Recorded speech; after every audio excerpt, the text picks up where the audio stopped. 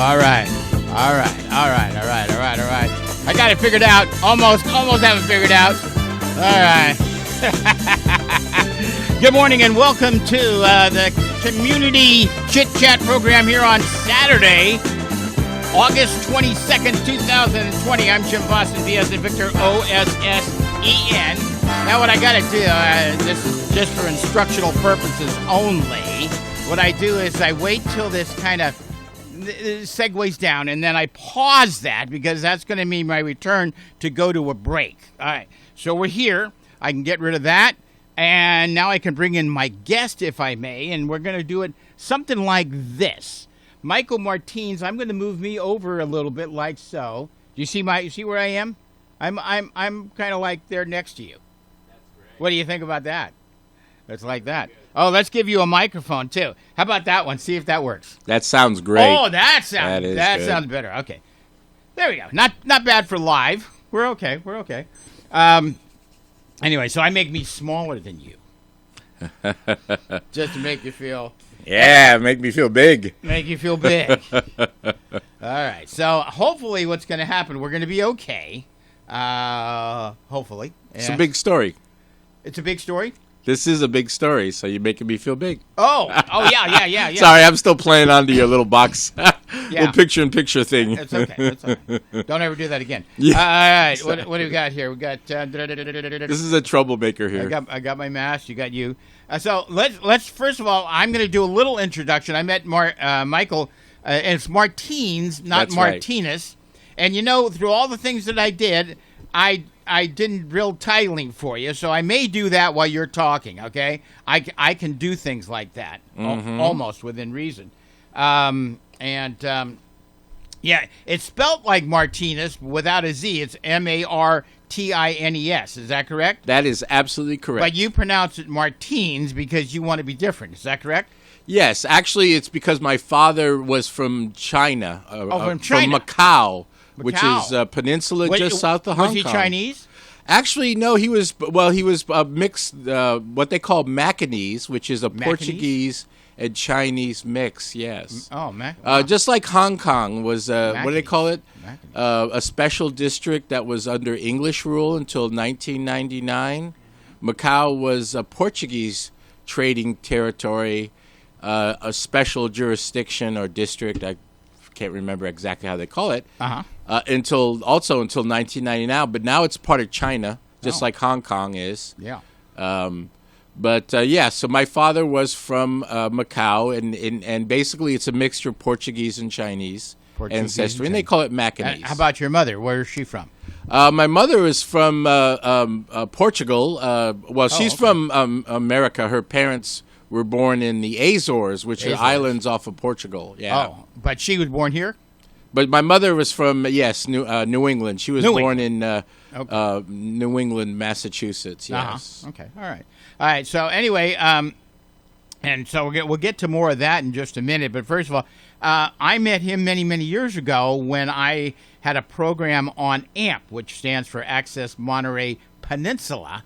And I was producing a program called Your Town. And it's still there, by the way. Somebody else does it. That's correct. Somebody that the name goes on. It goes on, and you're welcome. Okay, so anyway, I met him. He was, I guess, were you the head engineer at that time? What was your title? Yeah, when actually you go all the way back. I guess it was around early 2000, like 2004 or 5. I came on board actually about 2006. Okay. I don't go that. Let me think. No, maybe 2005. Yeah. And at the time, I was new to AMP. Only been there about a year. And yes, I was doing the trying to make the technical. I guess you could say kind of like engineering, and I was at the time I was responsible primarily for the Monterey city council meeting coverage and other events going on in the city of Monterey. Yes. Right. AMP, I believe, was started when? Do you know the year it started? Not really, but it was. I think it had been around almost 10 years at that point. Okay, so Paul Congo at the time, executive director, he had started it. I think about 8 to 10 years. I think with also Fred Cohn. Cohn. Yes. Fred Cohn, yes. Fred Cohn. He was the assistant city manager of Monterey. For Monterey. Yeah. And originally it was just the city of Monterey and Marina that were the first. First one. And then, of course, later Seaside and Pacific Grove. Pacific Grove, yeah. And some county programming was added as well. Yeah. All right. So you're not with AMP anymore. That's correct. You left them about a year ago, a little over a year ago. A little over a year ago, okay. And you've been kind of doing little bits of this and that.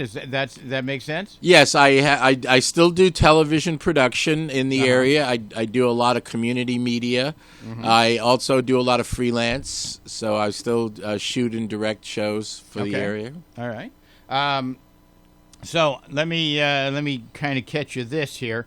So going back, and you were born where? New Mexico? No. Actually, no. I was born on Cape Cod in Massachusetts, on Narragansett Bay. Yeah, across from Providence, Rhode Island. Oh, Cape Cod. Okay. Yep, Cape Cod, Massachusetts. Isn't that kind of where Murder, She Wrote lady? Isn't that where that's kind of based out of? Isn't she somewhere? Well, the big thing, of course, that's Kennedy territory. Okay. There was also Lizzie Borden back in the. She was the first female serial killer back in 18-something or something like that. That was like, I believe, the first American female serial killer or something like that. Wow. Anyways, but so I had a reputation one time as a serial killer. Now my preference was Kellogg's Frosted Flakes. Okay, that was my preference.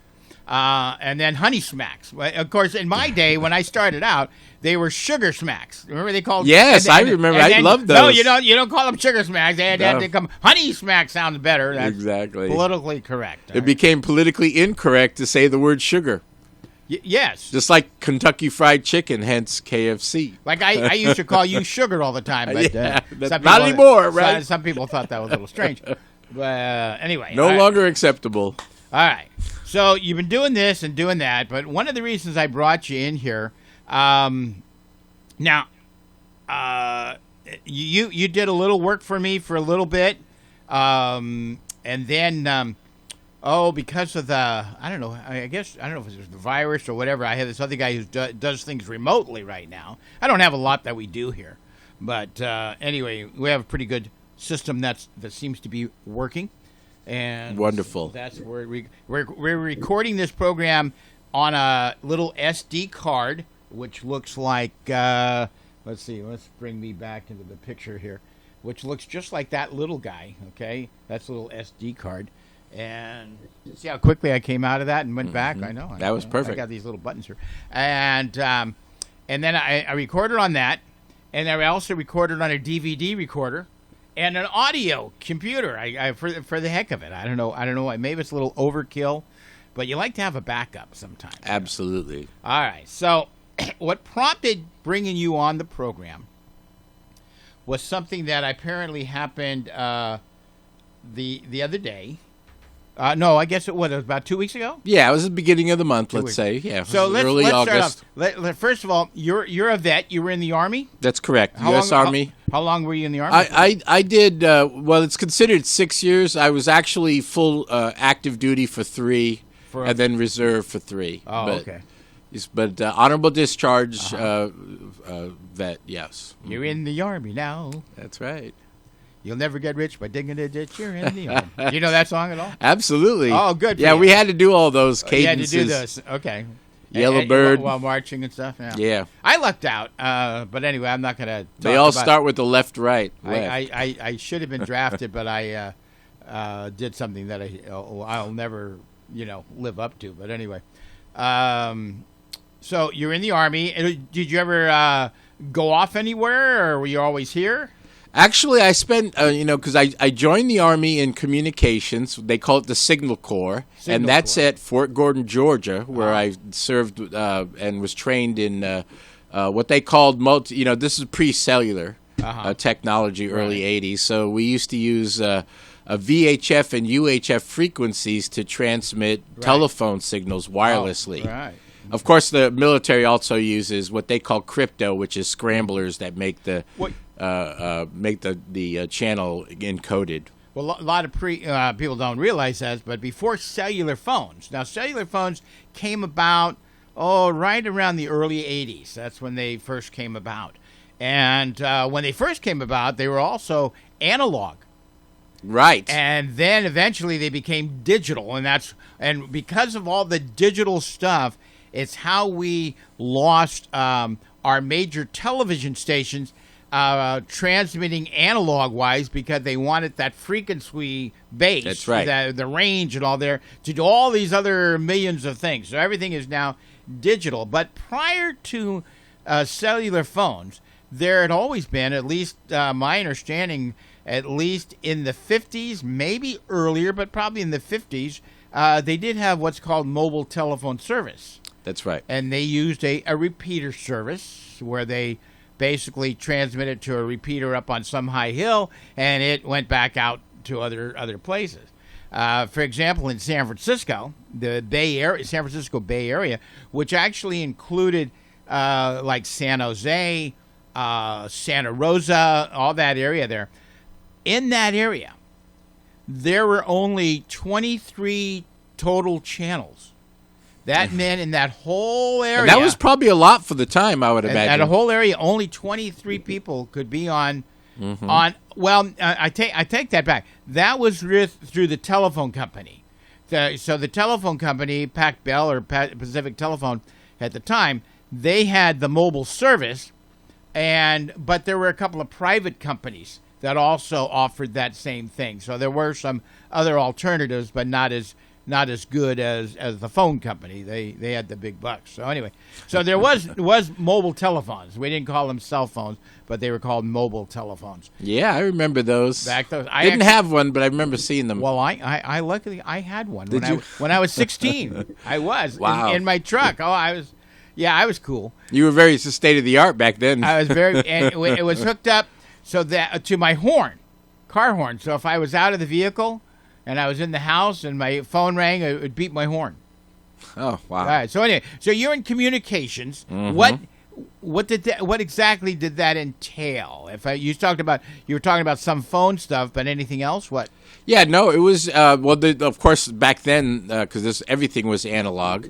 Right. The most state of the art was microwave. We just started using microwave frequencies, which was like, I guess, a tighter band group, higher band group. Now, for that, you had to have kind of a sight-on-sight thing. There's somewhere to hit a hill somewhere. Exactly. So some places like we use our transmitter site up on Mount Toro. Now, I can't see that from here. So we would never be able to use a microwave to go there. So nowadays, a lot of times they use cable lines, your internet stuff. So anyway, so we would have to set up on just like your tower. Yeah. We would have to find the highest point around and set our trucks. We use these things called gamma goats, which are kind of like a sixth-wheel Caterpillar-like truck. Yeah, it's a little bigger than a pickup truck. What the Army calls a 5/4 ton. That's a pickup truck, a military translation. But they were a little bigger than that, and they had 6 wheels, and they were very good at like off-roading. So you could get them on the very peak of a mountaintop. And inside it was like a news van, where you had racks of radio equipment, and that's where we would be able to. And of course, we had to point our antenna at the other truck, which was on another mountaintop somewhere, and then we would contact each other by radio and tune into each other, so we'd have these direct. It was called line of sight transmission. Okay, and it's what was the range on that? Generally, we had to be within about optimum 20 miles, but usually it was closer to 10 or 12 miles.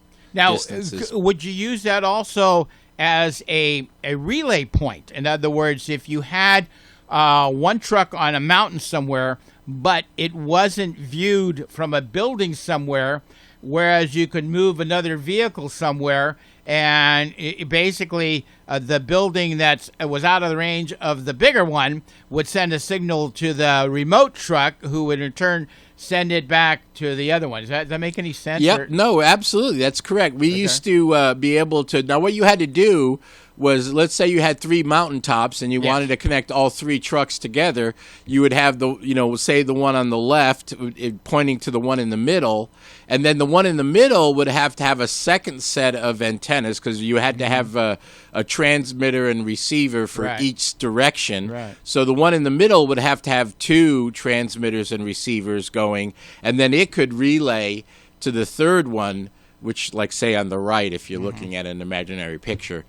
So you could have, and then all 3 of them would not only be able to communicate to each other, but also be completely scrambled and encoded. So that, at the time, the latest state-of-the-art, what they used to call crypto, which was basically scrambled radio waves, so that if somebody was listening to the frequency, we wouldn't want that, probably. Right, they couldn't understand the conversation. Now, did this ever include video?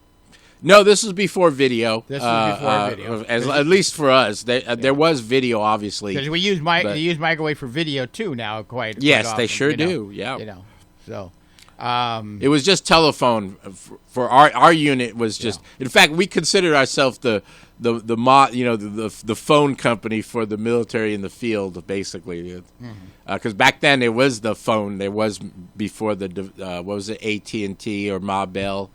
It was split up into all the different cell companies and phone services we have now. There was only one, the phone company. Phone company. Yeah. Yep. All right, so you did that. What were those years that you were there? I was out by early '80s, so it was I believe it was October '81 that I was that. Did you learn some stuff about television at that time? Working in the Army? No. My television life wasn't even existent at all. Oh, okay. That's a little interesting story to that too. Is it? Yeah. I don't want to hear it. Let's see. Okay. Well, I guess I do want to hear it. Okay. So, you mean how you got into television? Yeah. It's funny because anything to do with some guy named Howdy Doody? Yeah, that's right. Somewhere. I was, when I was finishing my time in the service, I was stationed at a large base back then called Fort Hood, which was in the middle of Texas. Okay. And Texas is a big Army state, just like California has a lot of military too. Yeah. So Texas had a huge base, and at the time, when I got out, I was dating an actress, and so I started. I'm sorry, you were dating an actress? Yeah. Anybody I would know? No, she Austin was becoming, which was near the base, the one of the biggest, closest cities. It was about an hour from the base, and it was a fun place to go for young people. And I was pretty young because I was only 21 years old when I got out. And so Austin was a fun, had a lot of colleges and stuff. So I went to school there, but I was dating this actress, and so I started taking classes. And at the time, there was a shortage. Taking classes on how to date an actress? No, I just acting classes with her. Thank you for pointing that out. So I was taking these acting classes just because something to do with your girlfriend, and at the time I didn't know, but there was a shortage of Latin in the area. There was a new film scene and a shortage of Latin-looking young males. There was a lot of women. You don't speak Spanish, though, do you? No. Okay. But that could have probably hurt you. But go ahead. Yeah, exactly. So, anyways, I started getting these parts, into that, and I ended up being on Willie Nelson's music video, the Ballad of Pancho Villa. There was really? Me and. There was the songwriter, what's his name? Townes Van Zandt. He's a great musician who long passed away, like Stevie Ray Vaughan. But he was the musician who wrote the song for Merle Haggard and Willie Nelson, and they decided to do a country music video. And, of course, I don't know if you ever see country music videos. I think you play them here. Well, I do, but not the videos. But, yeah. But anyway, go ahead. But the... most country music videos are kind of like ballads, and this was a ballad song. So the music video was a little film about Pancho Villa, played by Merle Haggard. And you were there. Yes. So sorry. Somebody Willie Nelson. I'm sorry. Played Pancho Villa. If somebody was to YouTube this, they'd find you. Yes, you can. What you got to do is you look for. Do you have a credit at the end or anything? Not in music videos. They didn't do credits back then. Yeah. I don't know if they do now, but okay. So. But I was a young Federale. Maybe you could make a copy of that. Yeah. Put your name on it and then repost it. Sorry. You can also find it on YouTube. Okay. But you got to search for Willie Nelson and Merle Haggard because they did it together. Okay. Merle Haggard played Pancho. I'm sorry. Willie Nelson played Pancho Villa, and then Merle Haggard played Lefty, who ended up killing Pancho. That's not good. In the history of the story. That's not good at all. No. All right. You know what we're going to do? We are actually just like real time. We're going to take a little 2-minute break. Now, this is where it gets complicated because we got some technical issues. So I'm basically going to take you out of the picture for right now while I figure all this out.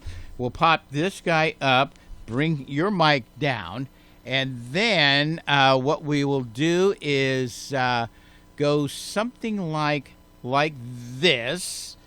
That'll take us to here, and I will. Oh, no, I need to go over here. I got it. And I'm going to do the KMBY Monterey. Hi, Jim Vossen here for the Delray Oaks Chamber of Commerce. If you have never been to Delray Oaks before, it is well worth coming by. About 20 years ago, a young gentleman took on the task of counting all the trees in Delray Oaks. He's still counting them today. There's a great and famous restaurant in Delray Oaks called Tarpey's. And of course, they have a Starbucks and a Jack in the Box and a large Safeway. There is also a special place where people come from miles around to look at a large frog population. If you need your spirits lifted, there is the beautiful Church of the Oaks. Check out their website, churchoftheoaks.com. And if you're in the neighborhood, stop by and say hi to my good friend, Reverend Dr. Robert Helen. To find out more about Delray Oaks, check out DelrayOaksCalifornia.com. That's DelrayOaksCalifornia.com. Brought to you by the Delray Oaks Chamber of Commerce. To join the chamber, call 394-6501.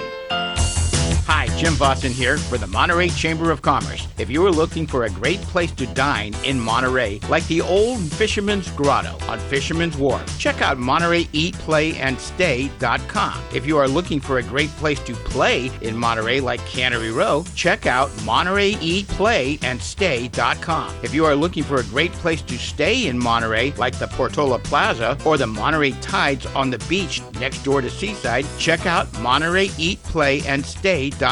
If you are looking for cars, car parts, body shops, car clubs, etc., check out MontereyCarChannel.com. It's quite interesting and fun. For more great information about Monterey, check out MontereyCalifornia.us. That's MontereyCalifornia.us. All of this and more brought to you by the Monterey Chamber of Commerce. Not a member? Join today. Call 394-6501.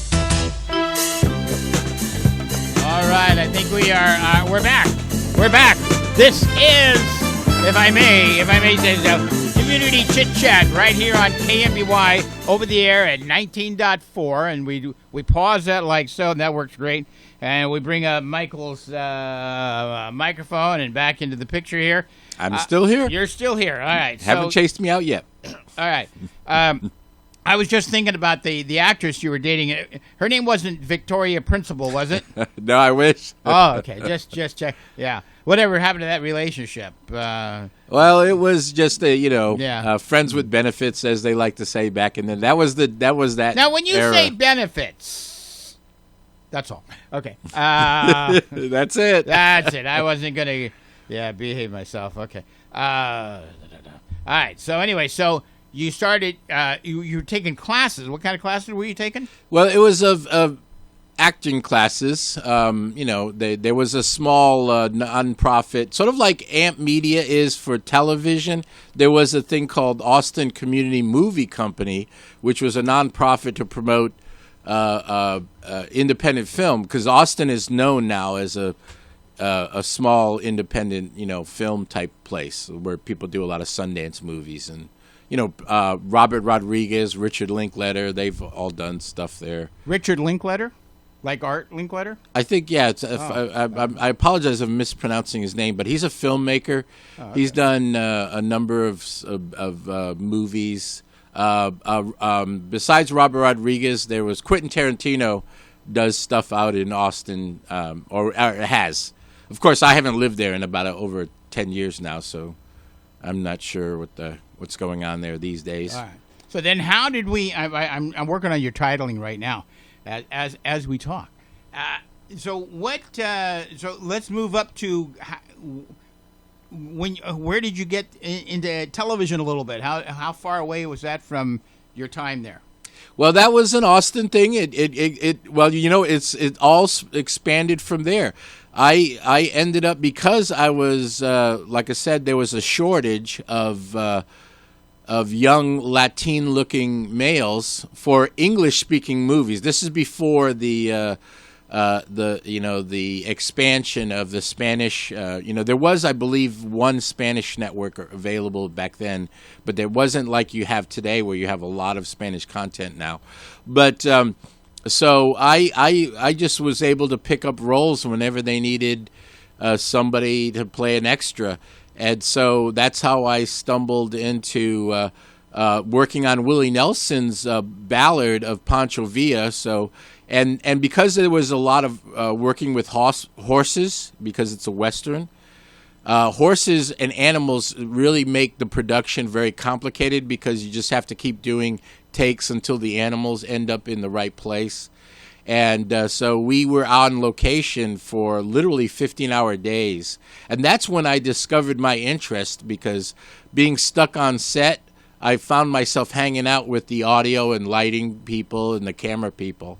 So I realized I was really interested in that, and that's what motivated me to then study television and filmmaking. All right. I got your title up. What do you think? Did I do it all right? That is perfect, yeah. And I like the nice, clear, clean capital text there. Oh, thank you very much. Yeah. Did I spell your name and right? Thanks for television producer. I'm usually a director producer, but producer is the higher title. Here's the problem. Here's the problem. Michael Martins works good in television producer. If I had, instead of television producer, just put down everyday person, really wouldn't probably help a lot. Yeah, you could probably put master of none. Forget the jack of all trades part, just master of none. That's I've been known to that as a jack of all trades. I know a little bit about enough to get me in trouble. I think that's well, you kind of hear. I mean, you're one man the TV station. One man TV station, and the problem is that I think you met Gus, haven't you? Remember? Yes, Gus? I remember Gus. He's kind of my engineer. I have an engineer for the art side, and then I have for the television side. I have Gus, and we've been texting, and so tomorrow he's going to engage with me through TeamViewer and fix up a couple of problems that happened as a result of this last thing. And I need to learn certain things, certain names of stuff, because I have the big book. Right. And I may have you take that home and study it someday, Absolutely. So, all right, so let me get back. I probably wasn't paying attention. You started, when did you first get your hands on television production equipment? When did you first do that? after I was doing the Willie Nelson music video, the Ballad of Pancho Villa, that sort of opened the door to being interested. Now, in Austin, they have what they call a lot of districts. Like here, you have Alvarado Street in Monterey. You Pacific in Santa Cruz. They have a lot of streets like that, 6th Street and the Warehouse District. And so I was walking in one of their areas shortly afterward, and there was a production going on of a band playing, because Austin is real popular with the live music bands, and so they would have a lot of bands playing in the streets back then, kind of like they do in San Francisco, I believe. Yeah. When I was up in San Francisco, they were doing that. But you'd literally have just a band playing on the street, and so Austin likes to do that too. And so I was walking around, and I saw that there was a band playing on this street corner. And there was a guy with all this video equipment, and he had about 8 camera kits, like news cameras kits, and he had so much equipment. I was curious because I just come back from that movie, music video production of Willie Nelson, and I was curious, and so I started standing around, and of course, because he had more cameras than people, he started talking to me, and next thing I know, he threw me on a camera, and I was on stage running a camera, shooting a band. I don't even remember what the band was. I was so excited. On a tripod and everything? Yeah, that was just a tripod, because this was my very first time, but I was always kind of into that stuff. Intercom? No, actually, it was just individual. He just had individual cameras, and I guess they were planning to edit. Oh, okay. And so he was just having people run around, roll on footage. But he had a lot of cameras, so it was a matter of he would just cut together. You know what I'm always fascinated about, and that is that a lot of these things nowadays, in fact, even not necessarily a professional production, but kind of somewhat amateur things that you see, where somebody has, I don't know, maybe they have 1 or 2 cameras in their car, and you see them, they're driving along, they're talking, and then it switches to the person that's next to them, talking, and they're really driving. It's not a scene, set that has the moving stuff in the background. They're really driving somewhere. And then there may be a side view of the... Is that done with multiple cameras, or do you have any idea how that's done? Actually, yes. There's a lot of options you can do with that now. And most people are familiar with those mini cameras called GoPro, that a lot of... which is a particular company, but that's the most popular company with these little cameras that people attach to everywhere. And so you can attach them to helmets and skateboarding and they're surfing. Recording on a... Yeah, so they can attach usually about 4 or 6 cameras in like a taxi cab. That's probably the most well known taxi cab confession type thing. And but you can also, because I have a system called Mevo, which uses a tablet. So it uses kind of like a GoPro camera, a special one, but it uses a tablet, and then the tablet allows me to punch on the fly. So it's sort of like having a portable control room. But you can't have a camera who's facing onward to somebody. You can't get a side view. Well, no, you have to use multiples for that. But they have other system called, because like my system was the first version of this app, what they call app-based directing. Let me back up so we understand. When you say a tablet, a tablet would be something where this camera, you would set a certain parameter about it. Let's say a far shot. Yep. And that would go into a square, kind of similar to my little red square up here. That's right. You'd have another square that would have a real close-in shot, like, Exactly. Maybe a little shot that, if you had this camera on 2 people, you can actually separate those people. Is that correct? Right. Yeah, we with could the one camera. With my Mevo, we could do an interview with just one camera. Right. You and me, and we could have a wide shot of the 2 of us. We could also have a tight shot of me and a tight shot of you. Right. Now, of course, the biggest limitation is the physical camera, being that it's only one and it's using digital technology and high definition to be able to cut shots. We all have to be facing the same direction. Yeah. But there are better systems, because like I said, they keep coming up with new versions every 6 months or so. And so now there's what they call a live view stream. That's a bigger system that can do like what you have in your studio here, where you can use multiple cameras. Okay. And so you can have reverse angle. You could have, like when you're doing bands, you could put a camera in a drum set or a high angle crane shot. All those various type of shots can be done. Fascinating. Sometimes a little beyond my control. I don't have this. What's this? The Zoom thing? Right. Zoom is really. I have it half installed on my laptop at home. Mm-hmm. My wife keeps on asking me, "When are we going to get that working?" You know? And yeah. And I say, well, first of all, I think you need to at least be able to contact somebody. It's like buying the first phone that's ever been made, and nobody else has a phone. You know. That's right. Oh, where's our phone? Well, who are you going to talk to? But anyway. Well, you know, and I'm a glass, as my mom used to say, I'm definitely a glass half full kind of guy. So I'm always looking for the better. And right now, of course, this is with the pandemic, and you know, it's such a bad thing, you know, with people being sick and stuff. But the good thing is it's definitely accelerated in the television and broadcast world. These new, like you say, Zoom. Yeah. So you're going to see now, after the end of this, whenever you know this finally is over, people are going to be much more welcoming to these new technologies, and you're going to see a lot more of this being applied in production going forward. Well, you know, going back to the Zoom thing. Well, first of all, there's always been Skype. Yes. Which has been around for a long time. It doesn't have the same technical digital things that I guess that Zoom has by having multiple things like that. But going back with this Zoom thing, I'm a KSBW news guy. I like waking up at 5 o'clock, you know, and watching. I like it too. I'm a friend of the anchor. Well, there's Lauren, and I'm I'm lost on the other. Brittany, yes. Brittany's. I'm sorry, I had a brain fart there. My apologies. Yeah. Okay. Brittany Nielsen, yes. Luckily, we're far apart. I remember her from back when she was a reporter. Yeah. No.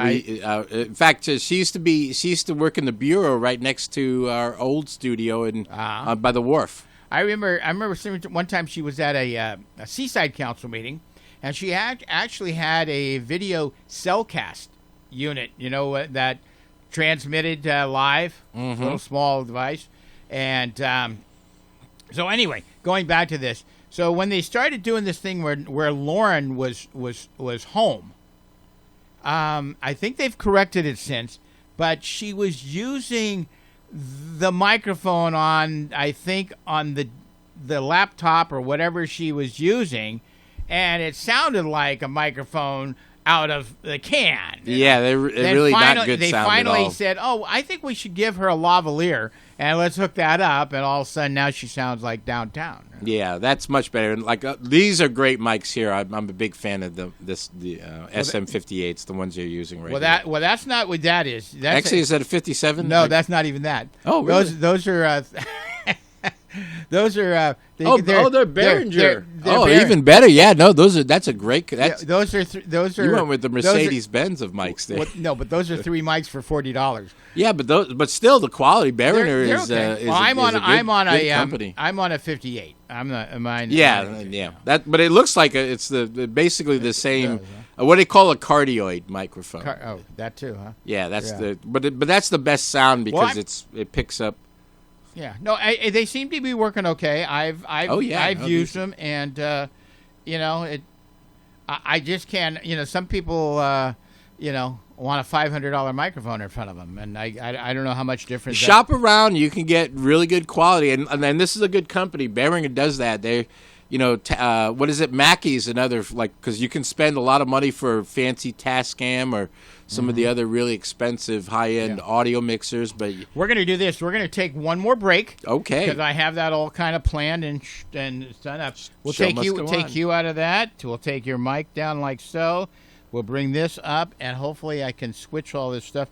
Oh, and what I'm going to do is I'm going to take your titling, because I'm not you.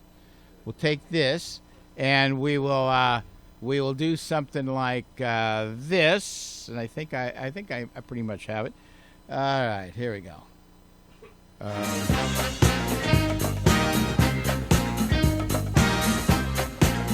KMBY Monterey.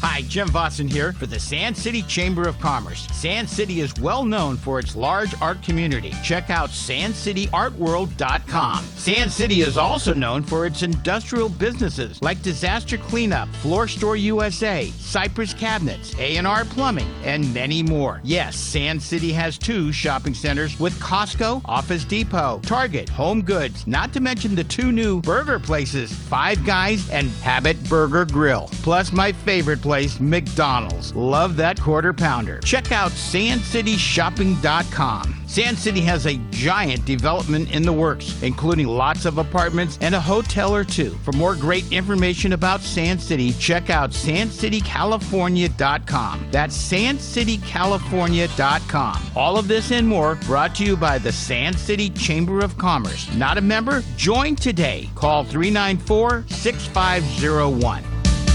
Hi, Jim Vossen here for the Seaside Chamber of Commerce. If you're looking for a great place to eat in Seaside, like the Googie Grill on Del Monte near Canyon Del Rey, or the Wakatobi Japanese Grill at 1130 Fremont Boulevard, check out SeasideEatAndStay.com. If you're looking for a great place to stay in Seaside, like the Econo Lodge Bay Breeze Inn at 2049 Fremont Boulevard, or the Big Embassy Suites at the corner of Canyon Del Rey and Del Monte, check out SeasideEatAndStay.com. If you're looking for a new or used car, check out SeasideAutoDealers.com, where you'll find BMW of Monterey, Victory Toyota, Lexus Monterey Peninsula, and more. Check out SeasideAutoDealers.com. For more great information about Seaside, check out SeasideCalifornia.us. That's SeasideCalifornia.us. All of this and more brought to you by the Seaside Chamber of Commerce. Not a member? Join today. Call 394-6501. All right, we're back. We're on our last part of the community chit chat program right here on KMBY. I'm Jim Vossen, V as in Victor, OSSEN, and do that pause like so, and bring in Michael Martins, who's been my guest today. We're going to talk more about, and we'll bring him in the picture like so, and we'll come back and do a little titling like so. I'm getting better at this. I'm now snap to that quick. I'm now able to work with a mouse in one hand and have a mouse in the other hand. That it's like as long as I don't see a little mouse crawling across here, we're okay. I don't like mice. Do you like mice? Yeah, no kidding. Definitely. Aren't they tasty? But my daughter in her younger days, she had a rat, a black and white rat, and at first I thought, but then we became friends. He'd walk and crawl on my shoulder and stuff, bite off part of my ear, little things like that. I know there are people that do that. There's a popular band that I've heard of that the female lead singer is a rat collector. She actually has pets that she uses them in her music videos and stuff too. It's pretty strange. Yeah. Yeah. Okay. Gotcha. Fascinating. All right. So anyway, so we're talking about television, and what do you? There's different categories in television. Is that correct? Yes. All right. What's now? My idea when I see, for instance, a title on I'm watching a television show and I see the word producer, I usually think of somebody who has put the money up for the show. Is that pretty close to that? That's true. They're generally managing the production as well. But yes, but they often, especially executive producers, like a lot of times you might have an executive producer that's just bankrolling. I've seen some shows, television shows even, where they've got like 2 or 3 executive producers. How does that? Anyway, somebody's got to have their. Sometimes they're just names. Like if you say I'm a new producer and you've been doing your show for a long time, you might be put your name as executive producer, just be as a way of getting me more endorsement and support. Maybe because I noticed the other day I hadn't noticed it really before, but I don't know if you ever watched Law and Order. Yes, I love that show. Who hasn't seen it? Yeah. But what's her name? The lead lady star there. She was the daughter of Jane Mansfield.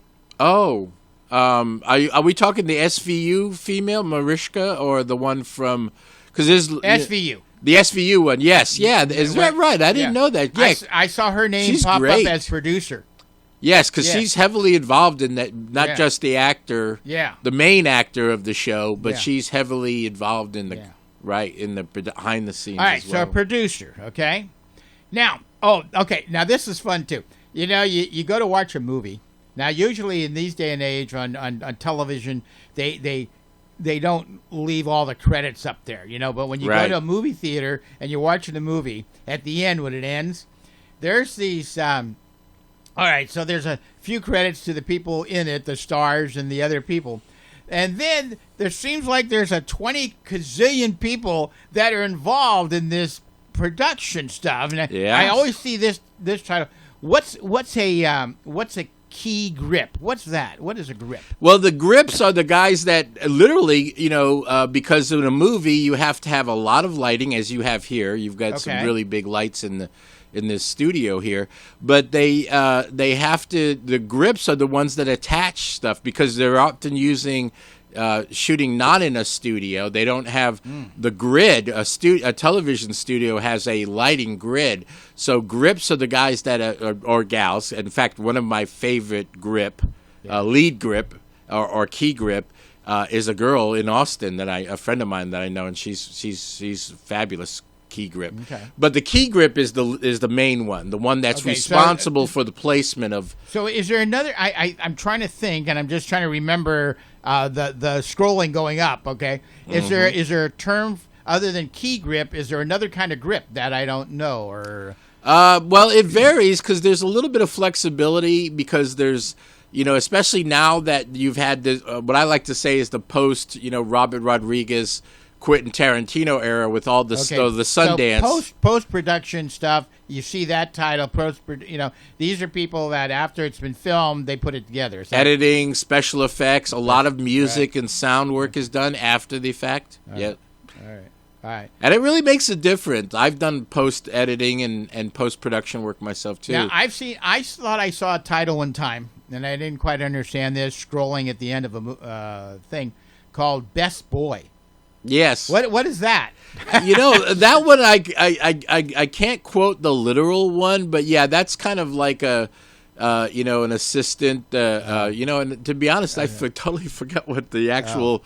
Official textbook title for Best Boy is, but yeah, and there's a lot of assistants, assistant directors. There's a lot of people because when I worked on the last time I worked on a movie set, you know, you've just got literally dozens of people walking around with walkie-talkies and clipboards just to keep everything, you know, because it's such a challenge to make a movie.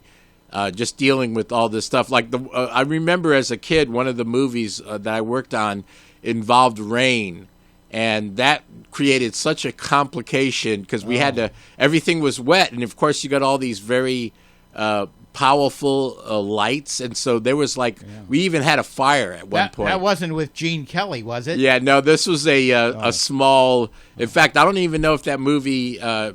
It was like a college film project that had a limited budget. You know, people. I'm thinking of doing a movie called Talking in the Rain. I thought that might be good. Yeah, and of course the filmmaker was very clever because he was shooting in a little town.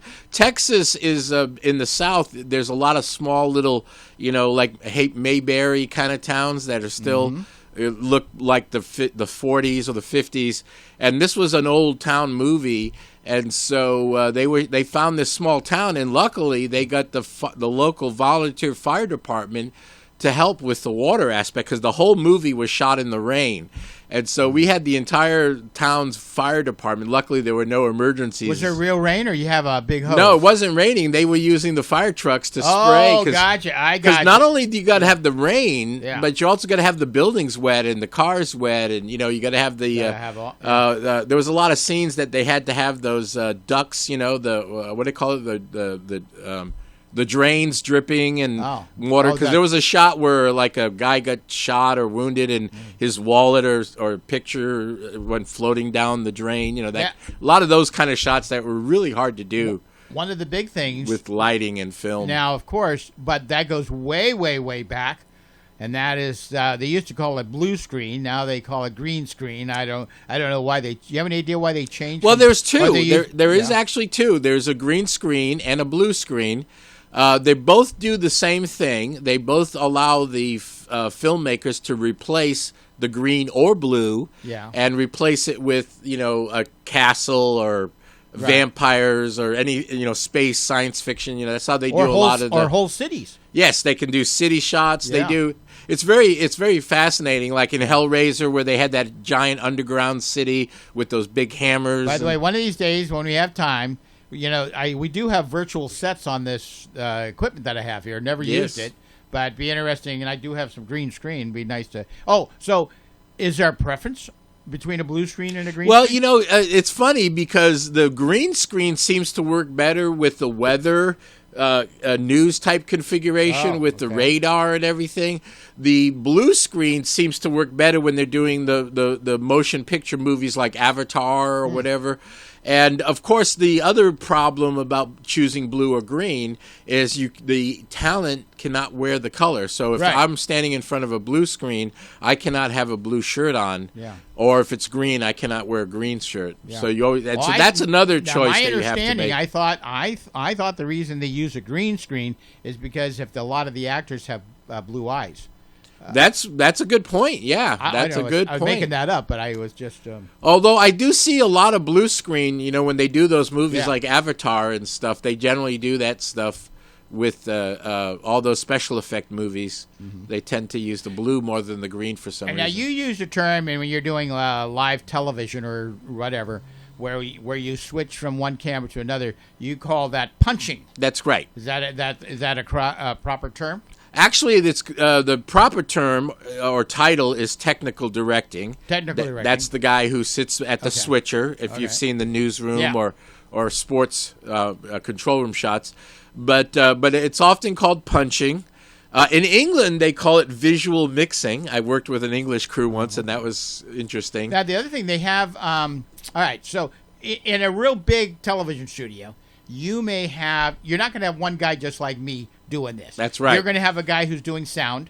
That's right. You're going to have a guy who's doing the punching. You're going to have the guy that's also doing the character generator stuff. That's right. Typing all the name titles like you were doing. And inserting any videos that need to be done. So that's right. You could have a row of 5-10 people sometimes to do. Oh, yeah. In fact, I've worked in control rooms, and that's what we call that inner room, not the camera ops and the people on the field, but just the room in that room. I've had up to 24 people. But, I was just thinking, because we're running down on time here right now, and I was just thinking, I should get you back here on a once every 2-month deal to talk more about television, today's stuff.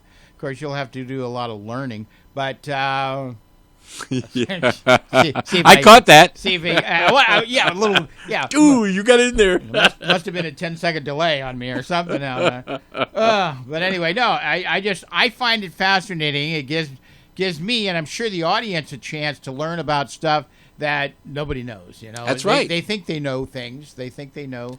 In fact, every year I would always try to catch when they do the Super Bowl before, they always do a behind the scenes of NFL production, and that's a huge one. That's probably the largest production crew thing. Oh yeah.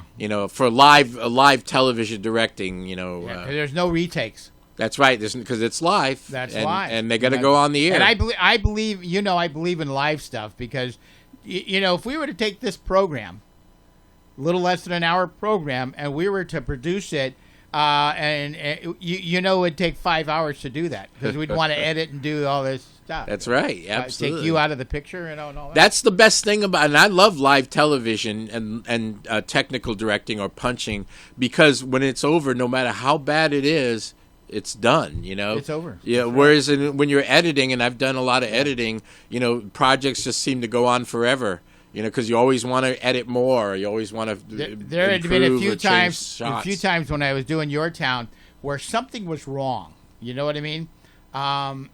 Example: J.W. Winslow having jewelry that kept on hitting her microphone. Right. You pull the plug, you stop right then, you take a break, and you go out and fix the darn thing. And That's right. And you get back to it, and of course they get mad at you.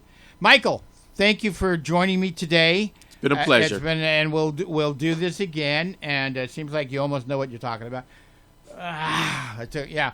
No, you do. And I learned some stuff, and there's a lot more to learn. I have to bring over. I have some old books on television, by the way. The original stuff on doing that. So it's I still have some of my.